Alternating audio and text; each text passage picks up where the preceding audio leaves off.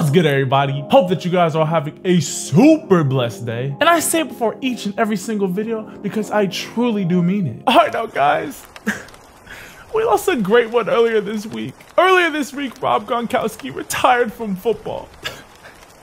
He was one of the GOATs. But we don't have to be sad because Rob Gronkowski gave us some great years of some of the most dynamic and dominating tight end play that we have ever seen in the NFL. However, with Rob Gronkowski's retirement, the age-old question is inevitably going to be brought up. And that, of course, is Rob Gronkowski the GOAT of all tight ends? So I've gathered some statistics for you guys to help find out if Rob Gronkowski really is the GOAT. Now, real quick, hit that like button if you guys were a fan of Rob Gronkowski. And if not, be sure to hit that subscribe button so you guys can find another video on my channel that you guys might like more. All right, now, when I heard the news that Rob Gronkowski had to retire from the NFL, first of all, I was actually happy for him because of all the surgeries that he had gone through. So I think that this is just the smartest move for his health-wise moving forward. But of course, with his retirement, we all have to figure out where he ranks among the greatest tight ends of all time. Now, I was sitting here and I was thinking, how can you be the GOAT tight end if you've only played for 9 years? So I had to do some research to find out where Gronk really stacks up with the other great tight ends that the NFL has produced. So just to clear some things up straight off the bat, I'm going to be comparing Rob Gronkowski to more recent great tight ends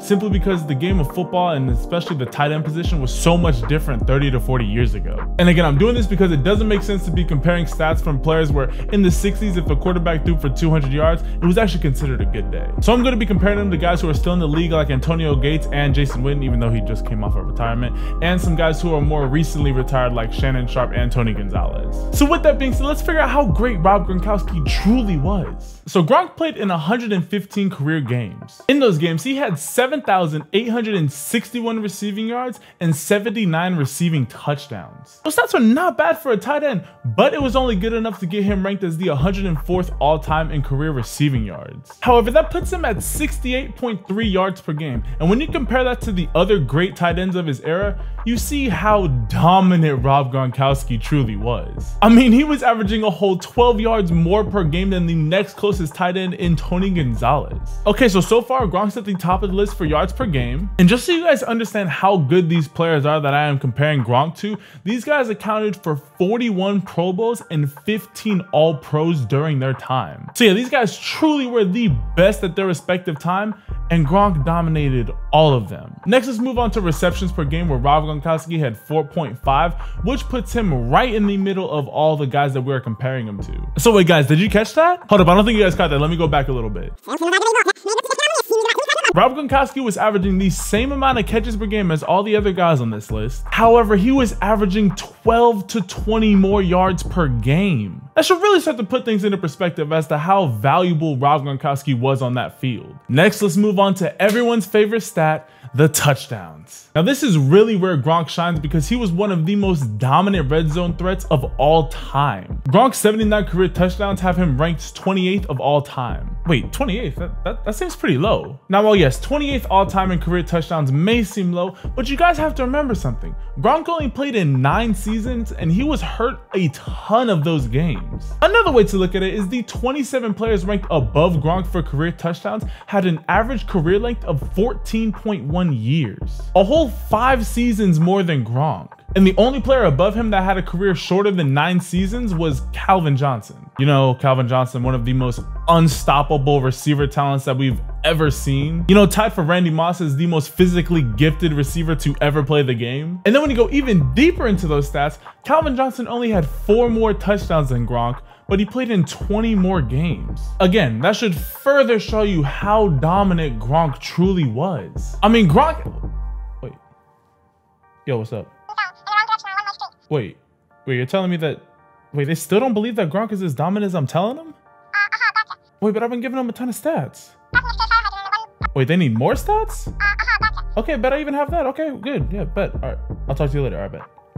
For those of you guys who still don't believe in how dominant Gronk was, let's take a look at his touchdowns per reception. Over his career, Gronk scored every 6.5 times he touched the ball. Again, when you compare him to the other great tight ends of his generation, he still comes out on top. All right, now guys, all of the stats that I'm giving you are not a one-to-one comparison, meaning that just because Gronk is at the top of all of these lists does not mean that he's a better player than all these guys. It just should show you how dominant he was during his time in the NFL. Now let's take a look at another easy stat that most of you you guys are familiar with in the yards per reception. And can you guys guess where Gronk ranked in this one? Of course he was at the top, where Gronk averaged a 15.1 yards per catch. Over Gronk's entire career, he was averaging a 1st down and a half every time he touched the ball. And on top of all those stats, Gronk ended his career with 5 Pro Bowl appearances and made 4 All-Pro teams. Now, so far from all the stats we've looked at, Gronk's put together a very impressive career. But we're still not done, because we haven't even talked about what he's done in the postseason. Gronk appeared in 16 postseason games,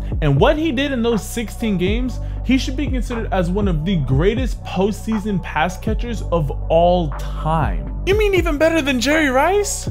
Hey, I mean, let's take a look at the stats. In Gronk's 16 postseason games, he had 81 receptions for 1,163 yards and 12 touchdowns. That's basically a whole season's worth of stats against the NFL's most elite competition. There are only 2 and 14 teams in the postseason, so we know that Gronk can perform against the highest level of competition that the NFL has to offer. So I made a pretty big statement in claiming that Gronk is one of the greatest postseason pass catchers of all time. So let's see where his stats compare to the other guys, shall we?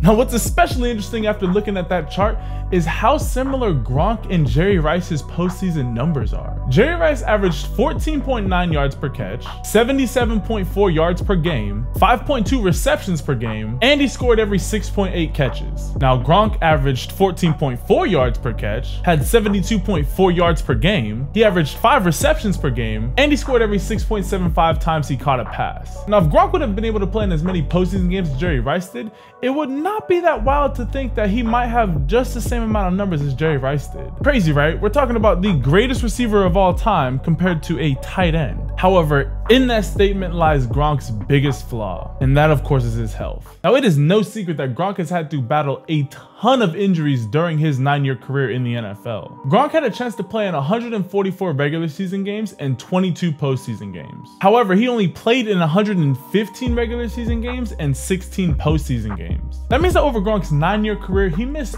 35 career games, or over 2 full seasons worth of games. So really, when looking at all of Gronk's career stats, he put up all those numbers in only 7 seasons worth of games. Now guys, do you think that Gronk can be considered the greatest tight end of all time while playing for such a short time and for missing so many games during that short career? Now, one thing that I did not mention in this video is actually how dominant Gronk was as a run blocker too. And that's a little bit harder to judge because there's no stat equivalent to run blocking, but you guys should all know that Gronk was an extremely good run blocker. Now guys, I definitely think that Gronk has a place in the Hall of Fame, seeing that the Hall of Fame is supposed to be a history of the NFL. And guys, you cannot write this portion of the NFL era without putting Gronk in it. And I do think he definitely has a place somewhere in the top 5 greatest tight ends of all time. But even though I just gave you guys all of this information and all of these stats of how dominant Gronk was, I just don't think that you can crown him as the greatest tight end of all time. Now guys, if you agree with my assessment of Rob Gronkowski's career, please be sure to hit that like button and also comment down below why you guys agree with that statement. And if you guys don't agree with it, just comment down below and we can kind of have a little chat in the comment section. And also, if you guys like these type of videos, please be sure to comment down below some more video ideas so that I can give you guys the content that you guys want. All right, but with all that being said, whether you are a Gronk fan or not, you cannot deny that Gronk brought a ton of energy to the NFL and he is going to be missed. All right, you guys, with all that being said, hope that you guys all have a super blessed rest of your day, and I'll catch you guys in the next video. Ciao.